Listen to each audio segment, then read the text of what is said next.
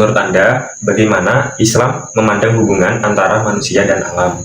Oke, kalau kita tinjau balik tujuan manusia diciptakan di bumi ini kan ada dua. Kalau kita lihat dari Al-Quran ya, yang pertama ada di surat Al-Baqarah ayat 30, yakni menjadi khalifah atau pemimpin. Yang kedua menjadi abdi Allah, ada di surat Az-Zariyat ayat 56. Nah, kalau saya pribadi memaknai manusia sebagai khalifah, itu khalifah kan artinya pemimpin. Nah, karena manusia ini udah diciptakan sama Allah sebagai pemimpin di muka bumi ini ya, baiknya hubungan antara manusia dan alam itu sendiri adalah bersifat amanah atau amanah, menjaga, terus habis itu merawat.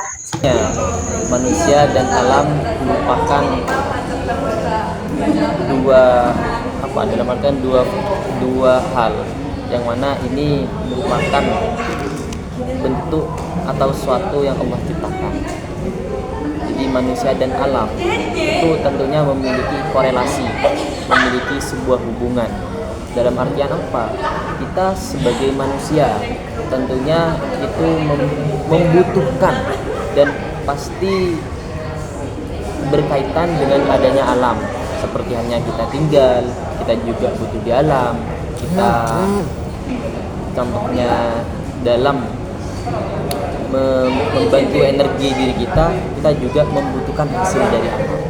Nah, oleh karena itu menurut aku hubungan antara manusia dan alam dan pandangan dari Islam itu memiliki korelasi, itu memiliki hubungan karena manusia itu juga butuh terhadap alam dan alam itu juga butuh kepada manusia. Dalam artian apa?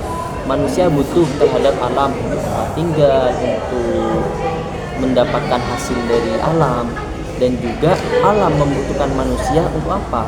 Alam membutuhkan manusia untuk bagaimana alam ini bisa terkelola secara baik. Nah, jadi di sini ada namanya sebab dan akibat, ada namanya hubungan antara manusia dan alam. Menurut Anda, apakah merusak alam termasuk perbuatan dosa atau bukan, mengapa? Merusak alam itu, kalau menurut saya itu perbuatan dosa, karena bertentangan dengan perintah Allah untuk menjaga keseimbangan dan tidak membuat kerusakan di bumi. Jadi kita harus menjaganya dengan sebaik mungkin. Kalau merusak alam, kalau dikaitkan dengan dosa itu kan dalam konteks hubungan yang tahu antara manusia dengan hanya Tuhan yang tahu ya.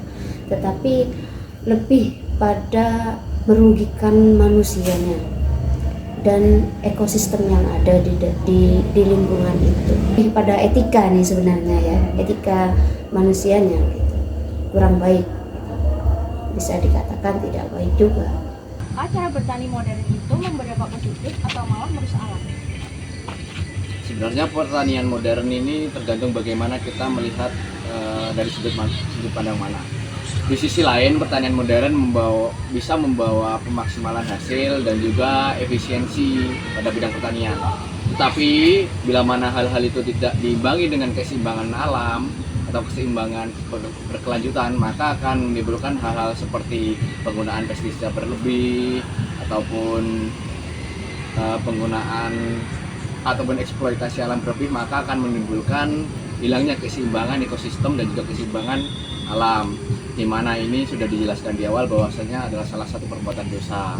Jadi pemaksimalan industri itu harus ditekankan lagi demi kehidupan yang berkelanjutan dan juga pertanian yang berkelanjutan. Adanya pertanian modern itu tentunya merupakan sebuah perkembangan tentunya dari teknologi. Contohnya adanya pertanian modern seperti sekarang itu adalah bagaimana teknologi itu bisa membuat pertanian itu pastinya lebih maju, karena pasti orang-orang yang membuat inovasi dalam teknologi di pertanian ini adalah tujuannya bagaimana membuat pertanian ini menjadi lebih efisien, membuat pertanian ini bisa menghasilkan hal yang lebih baik lagi. Nah, tentunya di sini itu membawa dampak positif. Dan perlu digarisbawahi lagi, semua mungkin tidak setiap adanya dampak positif pasti adanya dampak negatif.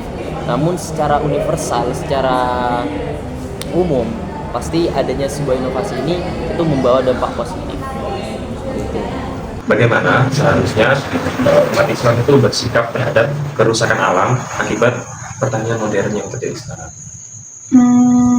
Menurutku bersikap kritis dan bertanggung jawab. Kalau dari Islam emang menyuruh umatnya untuk ini ya, terus belajar, ikra, membaca, belajar, dan terus untuk menggunakan ilmu pengetahuan, tapi dalam batas-batas yang tidak merusak, seperti itu. Jadi menurutku sikap yang baiknya dimiliki adalah bersikap kritis dan bertanggung jawab akan apa-apa yang dilakukan. Harusnya menjadi pengambilan sikap bersama-sama, menjaga ekosistem lingkungan, juga kebersihan lingkungan, untuk tidak membuang sampah sembarangan, membuang limbah gitu. Langkah-langkahnya sebenarnya bisa memanfaatkan lingkungan yang ada dengan penyuluhan pertanian organik. Menurut Anda, bagaimana langkah sederhana yang dapat diterapkan oleh masyarakat agar praktek pertanian tetap selaras dengan ajaran Islam? Langkah sederhananya tuh misalnya seperti menggunakan pupuk alami, menghindari air agar tidak tercemar, menanam pohon, dan niatkan itu bertani itu sebagai ibadah. Insya Allah hasil pertanian tadi menjadi berkah dan barokah. Sebenarnya banyak langkah sederhana, dimulai dari hal-hal kecil, seperti contohnya adalah membuang sampah pada tempatnya, yaitu memisahkan sampah organik antara sampah organik dengan anorganik demi memudahkan dalam membuang di TPS, dan juga sampah organik yang dipisahkan tadi bisa sebagai pupuk dan juga tidak mengganggu keseimbangan mikrofiber yang ada di tanah. Ada pun langkah-langkah lain seperti menanam pohon, mengurangi penggunaan pupuk pestisida dan mengganti dengan pupuk yang lebih alami seperti pupuk kandang maupun pupuk kompos. Dan selanjutnya adalah tetap memperhatikan keseimbangan antara flora dan fauna yang ada di alam. Mungkin itu langkah-langkah kecil yang bisa dilakukan. Menurut Anda, jika alam rusak, apakah itu disebabkan karena kebutuhan ekonomi, atau kurang pengetahuan, atau lupa terhadap ajaran agama? Menurut saya tuh orang tuh terlalu fokus terhadap keuntungan yang didapat di ekonomi ya. Jadi tuh mereka tuh lupa bahwa menjaga kelestarian alam itu sebagian dari agama. Kalau menurut saya itu kerusakan alam terjadi karena gabungan faktor ekonomi, kurangnya pengetahuan, dan lupa pada ajaran agama tentang amanah menjaga bumi itu sendiri gitu.